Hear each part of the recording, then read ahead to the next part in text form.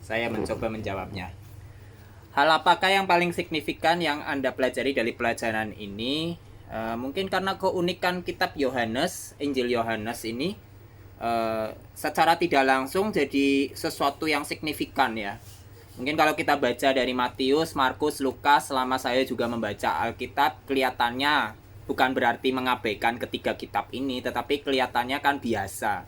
Ya, karena ada banyak cerita juga diulang di dalam kitab-kitab berikutnya. Tapi ketika masuk Yohanes, bahkan Yohanes itu sampai salah satu traktat yang pernah saya tahu, kemudian juga termasuk di tempat saya juga, pelayanan misi juga banyak menggunakan poin-poin dari Yohanes. Jadi Yohanes ini sering dipakai bahkan juga untuk misi gitu ya, atau untuk penginjilan, untuk memberitakan Injil. Jadi Yohanes ini menjadi kitab yang secara tidak langsung menyingkapkan banyak hal, yang menyingkapkan banyak hal, bahkan mungkin juga menjadi kitab yang secara tidak langsung sangat mudah dikomunikasikan dengan orang yang berbeda iman dengan kita. Karena saya beberapa kali juga bertemu kawan yang beda iman dengan saya, dan mereka sering bertanya tentang Yohanes. Dan bahkan banyak di antara mereka yang punya kesaksian-kesaksian secara pribadi, bahkan sampai terima Tuhan Yesus Kristus juga dari kitab Yohanes.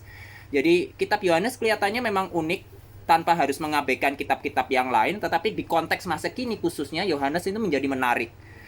Secara tidak langsung kenapa menarik? Karena mungkin Yohanes itu sangat menjelaskan cukup detail, cukup intim relasi antara pribadi Yohanes sendiri dengan Tuhan, khususnya dengan Yesus, dan juga bagaimana dia di masa tuanya sampai masa tuanya dia bisa menyaksikan hal-hal yang spiritual dan supernatural itu spektakuler juga. Jadi itu mungkin menjadi sesuatu yang kelihatannya Yohanes mampu mengkomunikasikan juga di dalam konteks zamannya sampai hari ini. Kemudian yang kedua, kepastian keselamatan yang dengan jelas dan tegas banyak dipercakapkan di sepanjang kitab Yohanes, secara khusus misalnya ketika Yesus menegaskan tentang akulah jalan dan kebenaran. Itu satu poin yang hampir saya ini juga sering dipertanyakan juga mungkin teman-teman yang berbeda iman. Karena mereka juga banyak mempertanyakan, kelihatannya kalimat ini menjadi menarik untuk didiskusikan, mungkin bahkan untuk teman-teman yang suka filsafat ya, walaupun dengan notabene latar belakang yang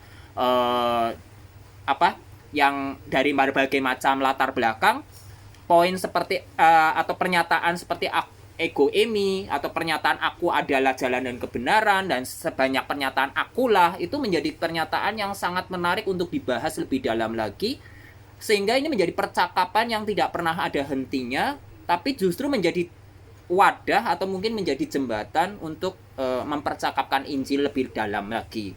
Dan yang terakhir tentang identitas Kristus yang juga dengan jelas, dengan tegas melalui pernyataan akulah tadi.